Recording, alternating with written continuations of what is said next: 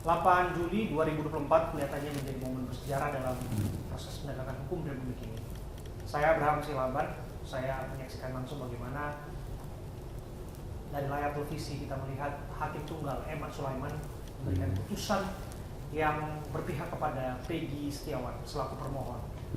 Ya, disebutkan bahwa alat bukti yang digunakan untuk menetapkan dirinya sebagai seorang tersangka tidak sah, dan Hakim Tunggal Eman Sulaiman memerintahkan untuk Peggy Setiawan dibebaskan. Saya Abraham Silaban, saya duduk dan mengawal detik-detik pra-peradilan ini melalui layar kaca bersama dengan dua orang praktisi hukum, yaitu yang pertama Bung Pitra Romadoni. Bung Pitra. Ya, Horas, Bung Abraham. Ya, Horas, terima kasih sudah hadir ya. Ya. Dan juga Bung Saur Siagian, praktisi hukum juga yang kita bersama-sama melihat bagaimana putusan yang dibacakan oleh Hakim Tunggal Eman Sulaiman ya. Kalau Bang ya. Saya ke Bung Pitra terlebih dulu deh. Bung Pitra, mengejutkan tidak apa yang disampaikan oleh Hakim Tunggal Eman Sulaiman? Oke, baik Bung Abraham. Kalau saya sih melihatnya dari segi hukum itu hal yang biasa dan tidak ada mengejutkan ataupun surprise dan hal lainnya. Itu merupakan salah satu bentuk koreksi kepada kinerja kepolisian untuk lebih teliti lagi ke depannya. Dalam artian dengan adanya putusan pra-peradilan ini, hakim telah memberikan pengawasan kepada penyidik. Jadi terkait dengan beliau dibebaskan, dan itu merupakan suatu konsekuensi daripada putusan.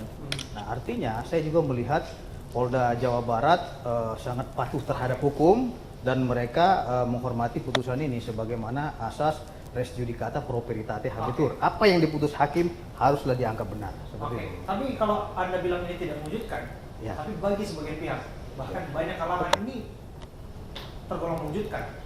Bahkan ada implikasi dari putusan ini yang menyebutkan bahwa tidak betul bahwa Peggy Setiawan korban salah tangkap dalam hal ini.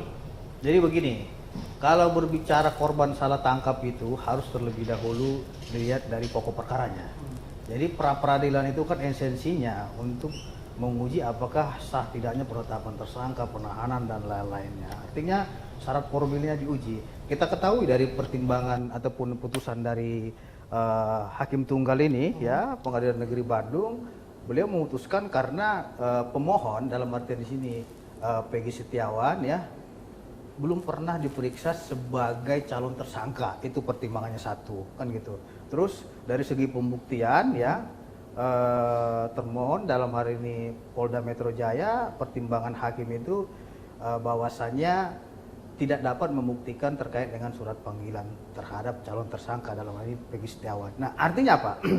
Dengan adanya putusan ini, saya kira ini akan menjadi koreksi dan catatan bagi penyidik untuk melengkapi berkas. Dan ini bisa dibuka kembali gitu loh. Sederhananya kan bahwa sebetulnya bahwa belum ada alat bukti yang menguatkan bahwa Peggy Setiawan terlibat dalam kasus penganiayaan dan pembunuhan Vina. Bukan belum ada bukti yang menguatkan. Dari putusan itu kan menyatakan bahwasannya terkait dengan error in persona ini ya, ataupun si Peggy ya belum pernah diperiksa sebagai calon tersangka. Itu yang saya amati dari putusan hakim tersebut. Artinya apa?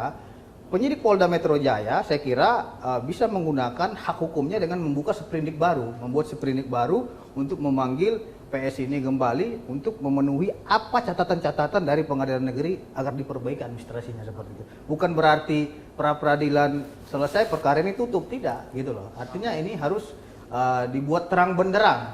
Kalaupun seumpamanya beliau ini bersalah, ya sampaikan.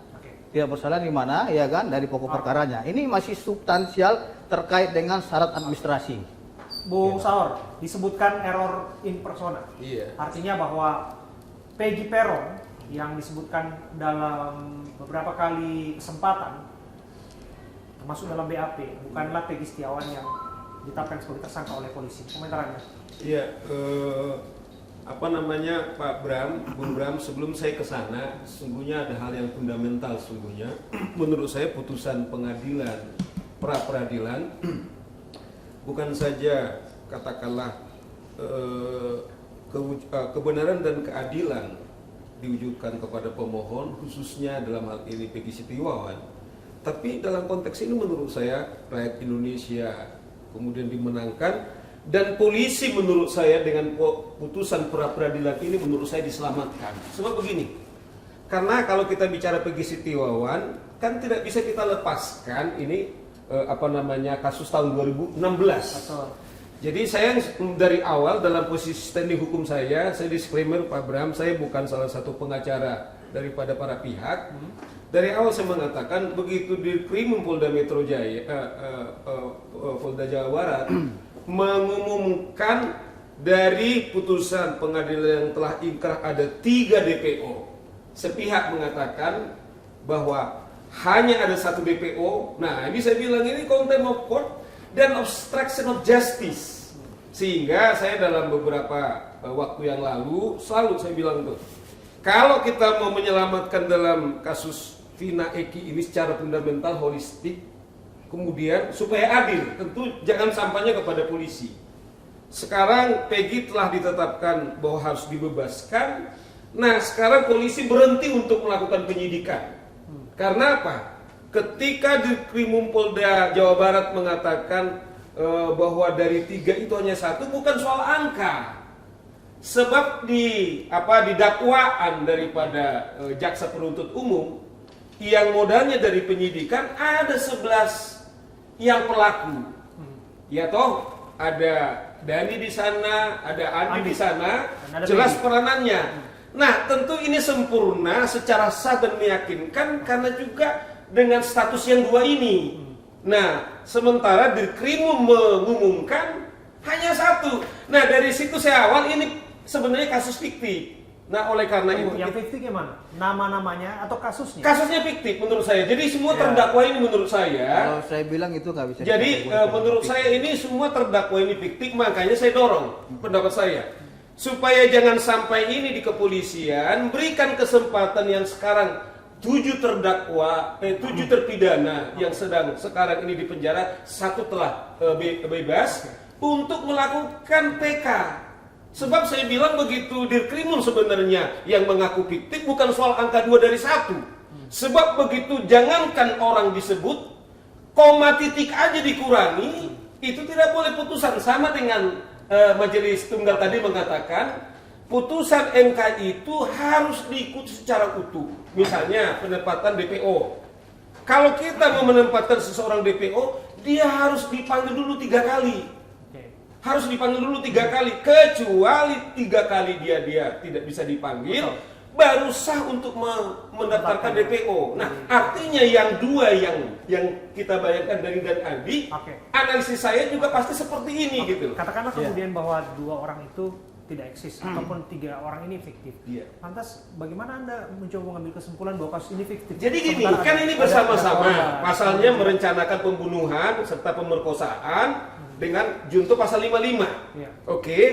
Jadi yang 11 ini adalah sempurna untuk melakukan. Dani, Andi juga peranannya sangat besar sekali. Nah, tiba-tiba orang ini tidak ada, menurut polisi adalah fiktif, berarti kasus ini kasus fiktif.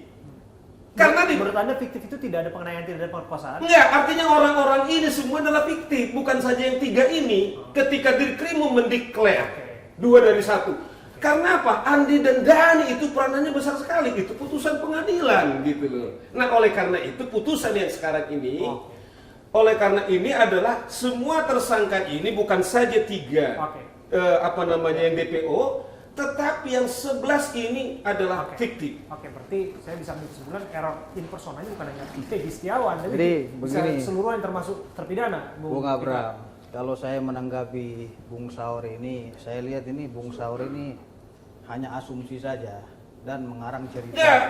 Begini, Bung Saur. Karena kenapa saya bilang Bung Saur hanya mengarang cerita dengan menyebut 11 ini fiktif. Yang mengarang itu dari Krimum Polda ini. Bukan, saya bukan ngomong.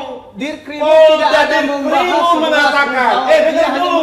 Tentang 2. Dir Krimum mengatakan 11. Jangankan. Artinya apa? Jangankan 2. Saudara telah melalui proses hukum ini. Kita jangankan 2. Kita sepakat ya. Iya. Tunggu dulu. Sebentar, bergantian ya. Karena dia ini enggak. Saudara tadi kan sebentar bicara. Saya harus menanggapi dong. Iya, saudara kan membahas terkait dengan fiktif. Iya. Dan satu lagi. Biarkan Bang Saur dulu. Bung Pitra menjawab. Tegaskan dulu. Silakan Pitra. Kalau berbicara fiktif, saya kira itu tidak tepat. Itu disebut dengan fiktif karena apa? Sudah ada produk pengadilan dari hal ini putusan pengadilan negeri Cirebon ya, Betul. nomor 3, Banding. putusan pengadilan nomor 4 sama putusan nomor 16. Artinya 3 produk hukum ini telah keluar dan itu sudah berkekuatan hukum inkrah ataupun tetap. Kalau kita bilang fiktif, berarti proses persidangan di dalam pengadilan negeri, baik proses penyidikan, penuntutan itu tidak benar. Nah, Artinya jadi gini, apa? Begini, jangan tunggu lama-lama dulu. kau. Tunggu dulu. Iya. Ya, Bung Saur ini ngegas terus. Bukan. Iya kan? Satu-satu. Jadi nggak Oke. dijelaskan. Oke. Bung Langsung. Saur Betul. tadi mengatakan obstruction of justice. Bung Saur ini terlalu dini menyimpulkan suatu perkara dan mengatakan orang obstruction of justice. Tidak ada proses pemeriksaan terkait dengan hal tersebut kecuali sudah ada putusan yang bersangkutan melakukan obstruction of justice. Iya. Jadi Nggak gini, bisa. Bram. Jadi gini, Bram. Janganlah sesatkan. Udah kegantian ya. Kalaupun supaya putusan pra peradilan dimenangkan oleh PS, ya kita hormati itu. Udah, Kita kan, tidak saya jempol. cari. Jadi Tapi gini. ingat, itu bisa dibuka kembali dengan sprindik Oke, baru. Oke, Gitu. silakan. jadi gini. Jadi yang mengatakan fiktif itu bukan Saur Sigaris, itu lagi logika hukumnya. Iya. Saur mengatakan Putusan jelas. sudah kan gantian kan? Iya. Dirkrimum Polda Jawa Barat mengatakan gini, Bram. Yang tadi sempurna itu ada 11. Saya ulangi lagi. Ada 11 pelaku. Ada namanya Andi, ada Dani. Makanya ini sah dan meyakinkan. Nah, tiba-tiba Polda Jawa Barat mengatakan dari 3 ini jadi 1. Padahal tadi dibilang udah diuji di pengadilan negeri, udah pengadilan tinggi dan Mahkamah Agung. Iya. Artinya dia tidak bisa mengatakan sepihak itu adalah fiktif. Ini yang saya bilang, ini menginjak-injak daripada hukum yang saya sebut obstruction of justice. Bukan, Karena apa? saya luruskan Sudah ya. dia bilang putusan yang ingkrah, kan dia Luruskan. bilang putusan yang ingkrah. Ya, putusan ingkrah. Tetapi dia bilang yang 2 itu tidak ada. Ini yang Jadi saya begini, bilang ini menginjak-injak daripada kawan pengadilan. ini saya kira kurang up to date terkait dengan informasi dari pihak kepolisian. Itu sudah diralat oleh Divisi Humas Mabes Polri langsung mengatakan ini hanya terkait dengan komunikasi saja. Ya, kemarin Humas Mabes Polri menyatakan tidak ada yang dicabut dari 2 DP ataupun tidak ada yang fiktif. Apabila memang ada bukti yang cukup untuk membuka yang 2 ini, itu akan dibuka kembali gitu loh. Bukan artinya karena memang yang dibilang Saur itu fiktif, seolah-olah ini perkara harus di stop dulu. Nggak bisa seperti itu. Dan Benny Mamoto dari Kompolnas juga menyatakan ini hanya komunikasi saja. Oke. Gitu loh, terkait dengan hal tersebut. Apalagi yang berwenang menyampaikan sesuatu hal kepada publik atas nama instansi adalah Humas. Bahwa disebut implikasinya tadi bahwa Peggy Setiawan dibebaskan. Tapi disebutkan ada 2 nama lagi yang hingga saat ini kan belum jelas di mana arahnya. Bahwa disebut juga bahwa ada 8 orang yang sudah terpidana, 7 masih ditahan, 1 dibebaskan, 1 sudah mengajukan PK Saka Tatal. Apa implikasinya kepada mereka semua? Apakah kemudian mereka punya hak yang sama kemudian untuk memperjuangkan hak-haknya? Sementara narasi berkembang secara luas hari-hari ini bahwa mereka adalah korban salah tangkap. Bung Abram, kita harus melihat dari segi konstruksi hukumnya terkait dengan yang 8 orang kan gitu, dan 1 lagi ini yang dinyatakan bebas itu subjek hukum yang berbeda. Artinya apa? Kalau yang 8 orang ini kita katakan ada 5 kemarin itu telah mengajukan pra peradilan pada tanggal 4 Januari 2017. Iya, ada sekitar 5 orang kawan-kawan. Dan itu sudah diuji, ternyata pra peradilan mereka itu ditolak oleh Pengadilan Negeri Cirebon dan kalah. Nah, terkait dengan PS ini, di sini kan adanya muncul perdebatan. Iya. Apakah Peggy Setiawan ini adalah Peggy alias Peron? Betul. Kan gitu. Betul. Artinya kita juga nggak bisa samakan dengan 5 soalnya mereka menjadikan ini nopung untuk menjadi PK. Tapi Gitu. sumber untuk menersangkakan Peggy Setiawan dengan yang lainnya kan sama. Kesaksian Aib menjadi salah satu kesaksian yang dijadikan jangan untuk keliru. menjerat mereka. Sementara dalam hal ini kesaksian Aib dibantah Oke. lewat putusan pra Saya jawab peradilan. ya Bung Abram. Untuk menetapkan tersangka terkait dengan PS ini, ya penyidik tentunya telah memiliki 2 alat bukti permulaan yang cukup, yaitu dari saksi-saksi. Bukan hanya Aib saja loh, ya. Sedangkan terpidana saja ada yang mengakui bahwasanya ya benar Peggy itu adalah alias Peron. Ada salah satu terdakwa berinisial S. Sudirman. Nah, terus satu lagi, ada lagi rekan-rekan beliau ya yang menyatakan bahwasanya atas nama Peggy ini benar nama panggilan dia Peron. Jadi Terlepas dengan bahwa ada saksi lain yang ya, mengatakan bahwa saksi lain ini tidak banyak juga termasuk gitu loh. Saka yang melihat Tinggal nanti mengaku bagaimana tidak ada penyidik Peggy di ini sana. membungkus bukti itu sedemikian rupa sehingga itu sah secara hukum. Nah itulah yang diuji oleh rekan-rekan pemohon dari tim kuasa hukum Peggy Setiawan. Saya kira itu sah-sah saja kalaupun sumpamanya kalah Polda Jawa Barat itu merupakan bahan catatan dan koreksi untuk memperbaiki dan berbenah terkait dengan administrasi penyidikannya ini, bukan terkait pokok perkara yang dibahas ini, gitu. Apakah ada implikasinya ke arah sana, Bung Saur? Jadi Mengingat gini, bahwa kesaksian Hayat ini sangat. dijadikan menjadi kesaksian yang untuk menersangkakan para tersangka termasuk terpidana yang saat ini sudah ada di masa tahanan. Otomatis, karena saya bilang kan kembali ini dari awal kasus ini dari DPO peristiwa 2016. Jadi semua itu diuji. Jadi dari dakwaan kemudian diuji, tanya jawab, persidangan saksi dan lain-lain. Putuslah 11. Oke, sementara yang polisi yakin sendiri ya bahwa dari 3 DPO itu hanya 1. Ya kan? Nah, terlepas tadi Fitra bilang diralat yang sejauh ini, makanya saya juga masih dengar, saya juga bantah Saudara Benny Mamoto belum pernah mereka kemudian membantah bahwa itu fiktif. Nah oleh karena itu menurut pendapat saya loh, saya tidak berpihak kepada siapa-siapa. Saya ini anak polisi, ya saya anak polisi.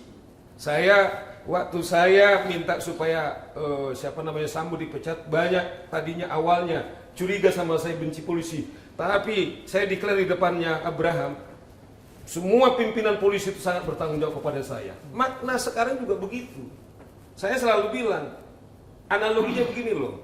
Kalau kita sayang sama teman kita udah tahu teman kita ini salah, bukan kemudian kita biarkan. Kita ingatkan. Nah dalam konteks ini, ketika saya diminta sebagai praktisi hukum, yang saya bilang, karena memang dari Krimum lah mengatakan dari 3 itu 2 itu fiktif dan tidak ada. Ini yang saya bilang dari awal yang mengatakan bahwa legitimasi kasus ini fiktif. Jangan sampai lagi ada Peggy, berapa ratus energi kita, Bram, akibat kasus Vina. Berapa kali liputannya Abraham kemudian ke lapangan, berapa lama jam kantor saya yang sekarang harus juga jam kantor saya berdiskusi soal ini. Semua satu bangsa kita sekarang sibuk dengan ini, bukan juga hanya jurnalis. Nah itu sebabnya menurut saya kita harus hati-hati. Saya mengatakan ini pendapat saya pribadi, semoga Pak Sigit dengar. Dengan menangnya pra-peradilan ini semua dimenangkan, dan sampai itu tidak hanya pada kepolisian, tetapi juga jaksa ikut berdarah-darah karena sudah ikut mendakwa tanpa dia penelitiannya bagus. Hakim juga ikut berdarah-darah. Nah, satu-satunya itu yang saya bilang kemana-mana, stop sementara penyidikan ini, beri kesempatan yang 7 sekarang ini melakukan PK, sehingga apapun hasilnya nanti kita tunggu. Analisis saya kemungkinan besar seperti kasusnya Peggy ini, sehingga semua terselamatkan. Kembali ke titik nol, kembali Iya. ke pokok perkara dari Kalau awal gini, tahun 2016. Kalau perkara ini di stop, yang akan menjadi korban adalah Bukan di stop, Gitu ditunda dulu. loh. Yang pertama korban almarhum Pina dan keluarga almarhum Eki. Artinya apa? Ingat loh, bukan hanya yang kita bahas terkait dengan terpidana atau tersangka. Kita harus mengutamakan korban di sini. Korbannya siapa? Ya yang meninggal ini, yaitu almarhum Pina dan Eki. Kalau perkaranya di stop, saya kurang setuju. Mohon maaf Bung Saur ya, kita berbeda pandangan. Karena apa? Karena mereka juga butuh keadilan. Makanya saya mendukung kepolisian agar perkara ini diungkap terkait dengan. Tapi nggak ada salahnya kalau misalnya tidak iya. perlu terburu-buru. Yang paling penting adalah membuktikan ataupun menemukan suatu hal yang ilmiah ataupun saintifik untuk betul-betul menunjuk ataupun menyalahkan siapa yang betul-betul Saya terlibat kira dalam kasus tidak ini. ada yang Jadi, terburu-buru. saya Ini sebenarnya sesuai respon. dengan Tadi saya dengar dari- ya buktinya Polda Jawa Barat juga sudah dikoreksi Fitra, melalui pra peradilan dan Saya dengar tadi dibawa kesaksiannya oleh Polda ibunya Jawa Barat. Feni, saya dengar sendiri. Iya. Baru saya tahu namanya Sukaisi kalau tidak salah. Dia bilang begini, Vina, ketika bukan Feni. iya ibunya Vina, kalau nggak salah Sukaisi namanya. Iya. Baru tadi saya ingat, dia bilang dia sangat berbahagia atas lepasnya Peggy. Nah saya bayangkan gini loh bro, dari sisi perspektif dari korban yang dibilang dari Fitra tadi, bayangkan Vina sudah meninggal, minta maaf. Iya. Dan Eki, kita tentu bersedih karena dua anak bangsa, saudara sebangsa kita hilang begitu saja tanpa tahu pembunuhnya pasti kita. Tetapi sebaliknya Fitra, kalau sampai dua saudara kita ini terbunuh, tapi ada lagi korban yang sebenarnya tidak pelaku, bagaimana beratnya beban keluarga daripada Vina dan Eki. Perspektif saya seperti itu. Artinya sudah yang pembunuh nggak ketahuan, tapi ada orang yang menderita. Menurut saya nggak fair juga kepada keluarganya menanggung Vina beban dan dosa Iki. yang bukannya perbuat. Oh iya dong, itu yang dibilang tadi. Saya dengarkan karena saya ikuti peradilan. Saya sangat senang kalau bukan Vegi, tetapi memang dibilang Fitra. Anak saya hilang, tolong polisi juga cari siapa sesungguhnya gitu loh. Nah, mau saya katakan begini loh. Tentu pasti seperti tadi bilang, kenapa kita bilang sementara ditunda dulu, bukan berarti kita tidak cari, tetapi bahwa keluarganya Vina dan Eki akan menjadi triple korban kalau sampai orang dituduh yang tidak pelaku gitu loh. Jadi saya kira ini terlalu cepat kita simpulkan bahwasanya yang dituduh itu bukan pelaku, karena kita harus percaya kepada proses peradilan kita. Ada proses pemeriksaan, persidangan, dan diuji apakah yang bersangkutan pelaku atau tidak. Itu nanti di pokok perkara saya kira. Dan ini juga peradilan ini bukan menyangkut pokok perkaranya, apakah dia benar melakukan tindakannya, bagaimana caranya. Bukan itu yang dibahas. Di dalam peradilan ini hanya membahas tentang syarat formilnya. Apakah seperti tadi surat panggilannya, apakah ada panggilan sebagai calon tersangka, apakah ada surat penyitaan terkait dengan barang bukti. Iya. Syarat-syarat itu dulu yang administrasinya ini yang diapa. Kalau masalah benar atau tidaknya dia pelaku itu melakukan itu nanti di pokok perkara. Namanya juga pra peradilan. Artinya apa? Kita juga jangan menyimpulkan bahwasanya terlalu dini yang bersangkutan bukan pelaku atau tidak. Kita serahkan kepada proses hukum yang sedang berjalan ini. Kita percayakan kepada penyidik. Artinya ada sistem yang mengkoreksi ini. Pengadilan negeri mengkoreksi melalui pra peradilan. Artinya ada sesuatu hal yang kurang syarat formilnya, yaitu terkait dengan panggilan tadi. Tapi lepas dari itu, terlanjur tahan yang namanya Peggy Setiawan. Ya. Nah, kemudian pertanyaannya adalah apakah dalam hal ini tidakkah kemudian yang bersangkutan punya hak-hak dalam hal ini yang sudah menjadi tahanan pada prakteknya pra peradilannya dimenangkan oleh pihaknya. Terkait dengan penahanan itu sudah jelas diatur dalam pasal 24 KUHP. Dan terkait dengan sprindik itu diatur dalam pasal 109 ayat 1 Kitab Undang-Undang Acara Pidana. Apabila memang penyidik telah menemukan bukti permulaan yang cukup dan sah, saya kira dua alat bukti yang cukup juga. Apabila memang penyidik berkeyakinan yang bersangkutan melakukan dugaan tindak pidana, itu adalah hak subjektivitas daripada pihak penyidik, dan itu nggak bisa kita itu. Kenapa ditahan? Kenapa ditahan? Yang pertama, mungkin dari subjektivitas penyidik menganggap agar tidak terjadinya menghilangkan barang bukti, agar tidak melarikan diri dan lain sebagainya. Nah, terkait dengan hal tersebut, negara telah mempersilahkan ataupun menyiapkan ruang untuk itu melalui pra peradilan diuji. Nah, kalau memang sudah diuji seperti yang kita lihat ini dinyatakan syarat formilnya belum terpenuhi seperti panggilan tadi sebagai calon tersangka, itu sah-sah tinggal diperbaiki oleh penyidik, nggak ada masalah. Oke, Bang Sawar, kalau jadi PG akan seperti apa? Jadi gini loh, ini harus kita, karena ini edukasi hukum, proses penetapan namanya hukum formil. Ya. Oke, materinya itu kan material, tapi jangan salah. Yang mana lebih sakral, hukum materialnya kah, hukum formilnya?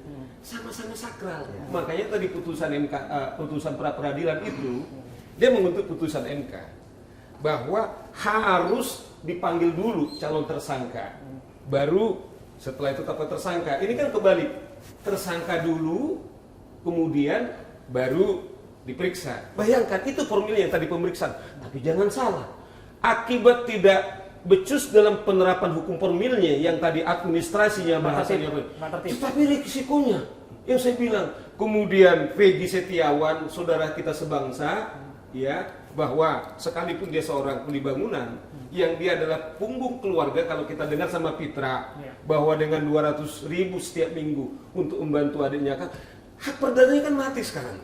Itu yang kita bilang bahwa tidak boleh serampangan untuk itu juga diikuti oleh peradilan atau di hakim tunggal. Apalagi kita penegak hukum. Makanya itu yang saya bilang bahwa tidak fair misalnya. Ini kan kami ini praktisi hukum. Sering sewenang-wenang aparat penegak hukum untuk menerapkan hukum. Padahal korbannya adalah warga kita. Sementara tidak seimbang punishment kepada kepolisian. Misalnya gini, Bang. Bagaimana pertanggungjawaban tentang sakatatal? Kemudian diminta untuk katakanlah minum kencing. Kemudian di strum. Kemudian disiksa dulu baru melakukan pengadilan. Nah, inilah sebenarnya putusan MK ini, KUHP ini, supaya apapun hak ajasi orang lain itu, sekalipun dia diduga atau didakwa atau ditersangkakan, tetapi hakikat dia sebagai manusia melekat hak ajasi manusia yang kepada dia nggak boleh dikurangi begitu saja. Menurut Anda PG akan mendapatkan haknya tidak? Saya pikir dalam putusannya itu kan tidak hanya disebut bahwa dia harus membayar administrasi. Betul. Tetapi menurut saya adalah adil karena ada kerugian material misalnya gini, otomatis dia nggak kerja kan. Oke. Nah saya pikir itu, tetapi juga fair tadi putusan pengadilan bahwa termohon juga harus mengembalikan nama baiknya, apakah makna mengembalikan harga dirinya dia tentang kerugian perdatanya, kemudian nama baiknya, tetapi juga saya kira sah supaya apa? Memberikan pembelajaran. Jadi kalaupun saya kembali mengatakan ini bukan kita kayak main badminton, bahwa menang dan kalah, enggak. Putusannya demi keadilan, bukan demi kemenangan dan kekalahan. Jadi demi keadilan apapun output namanya putusan, itu sebab saya bilang polisi terselamatkan, tetapi harus kita kejar jaksa, kemudian juga hakim yang juga ikut menyidangkan kasus yang 11 pada tahun 2016. Gitu loh. Oke, Bung Pitra, mengapa hingga saat ini yang terkesan adalah begitu sulitnya untuk menemukan bukti saintifik terhadap kasus ini? Contoh misalnya CCTV yang ada di dalam BAP yang ditunggu-tunggu untuk dibuka. Mengapa kemudian tidak dibuka kepada publik untuk menjadi titik terang siapa sesungguhnya yang betul-betul terlibat di sana, sehingga publik juga terjelaskan secara terang benderang mengenai perkara yang sesungguhnya terjadi? Yang pertama kan sudah jelas Pak Kapolri melalui Wakapolri sampaikan bahwasanya dalam pengungkapan kasus ini pada tahun 2016 itu tidak menggunakan metode scientific crime investigation. Jadi dalam kasus ini kita lihat di tahun 2016 itu tidak adanya scientific evidence. Dalam hal ini pengungkapan melalui micro evidence. Nah, contohnya seperti DNA, sidik jari dan lain-lainnya. Kalau memang itu dahulunya dilakukan pengungkapan melalui micro evidence, saya kira ini akan terungkap terhadap pelaku-pelaku lainnya, yang 2 orang lainnya kan gitu, yang saat ini sedang didalami oleh pihak kepolisian. Yang kita ketahui saat ini metode pengungkapan kasus ini hanya menggunakan makro evidence, ya, seperti kesaksian saksi-saksi yang terlihat terkait dengan adanya CCTV itu. Saya kira CCTV ini juga harus kita pandang dari segi ketahanan CCTV ini. Karena begini, CCTV itu juga ada jangka waktunya. Ada yang 7 hari, satu terabyte isinya, ada yang bertahan 11 hari. Nah, ini tinggal nanti yang akan menyampaikan adalah penyidik. Nah, terkait dengan CCTV, apabila ada CCTV, karena saya melihat dari 26 alat bukti yang diuji di dalam Pengadilan Negeri Cirebon, baik itu putusan pengadilan nomor 3, nomor 4 dan nomor 16, tidak ada di situ CCTV, gitu loh. Yang saya lihat itu hanya terkait dengan sepeda motor, senjata tajam dan lain-lain halnya, gitu, Bung Abang. Menurut Anda Peggy itu eksis nggak sih? Yang mana? Yang namanya Peggy, Andi, kemudian Dani itu eksis tidak? Atau Terkait Peggy, dengan Peggy eksistensi, Peron itu tidak? terkait dengan eksistensi Peggy alias Peron, kita melihat dari kesesuaian dari keterangan saksi, gitu loh. Saksi yang pertama saksi S, ada saksi N, ada saksi A, dan ada saksi I. Nah, dan ada saksi-saksi pendukung lainnya. Artinya apa? Satu, ya. Peggy Peron itu benar-benar ada, benar-benar eksis. Itu menyangkut terkait dengan pokok perkara dan proses pendalaman penyidikan. Artinya saya juga tidak mau mendahului penyidik, biarkan nanti penyidik akan yang mengungkap ini. Nah, yang saat ini sedang ada koreksi oleh pengadilan agar mereka melengkapi syarat administrasinya. Seperti itu, Bung Abraham. Peggy Setiawan pada prakteknya dibebaskan. Siapa kira-kira Peggy Peron? Oke. Kan kemarin juga Polda pernah menyampaikan bahwasannya salah satu yang dimaksud mereka itu ada memiliki tato bintang dan lain-lainnya. Tentunya itu kan diuji juga oleh pihak kepolisian melalui scientific evidence. Nah, mereka telah melakukan seperti uji poligraf, tes kebohongan, uji psikologi dan lain-lainnya. Saya kira itu merupakan suatu petunjuk juga terkait dengan yang bersangkutan ini adalah Peggy Setiawan atau Peggy alias Peron, kan gitu. Nah, tinggal inilah yang menjadi persoalan daripada tugas dan tanggung jawab penyidik itu untuk mengungkap dengan bukti yang sebanyak-banyaknya. Karena dari salah satu alat bukti saja itu sudah ada dari keterangan saksi-saksi. Anda masih meyakini Peggy Setiawan ini Peggy Peron? Terkait dengan meyakini ini itu adalah ranah penyidik, iya. Kan begitu. Artinya apa? Penyidik konsisten Kan bisa saja terkait dengan Peggy Peron putusannya. itu ternyata orang yang lain, pada akhirnya kan sudah dikoreksi. Kalau mengenai itu, ya itu masuk dalam ranah pokok perkara, bukan ranah pra peradilan lagi. Seperti itu, Bung Abraham. Oke, Bung Saur, Iya. Anda meyakini Peggy Peron ini benar-benar eksis atau sesungguhnya Anda kembali kepada pemahaman Anda bahwa sesungguhnya itu adalah fiktif? Saya kembali saya bicara analisis hukum saya. Iya.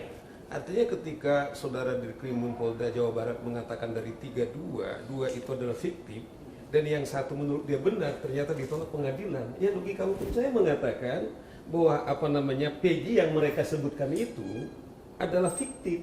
Itu adalah saya menstir dari pernyataan Polda Jawa Barat, terlepas misalnya gini loh, kan kasihan kalau asumsi, saya ingat lagi waktu itu Sandi sempat ngomong begitu memang.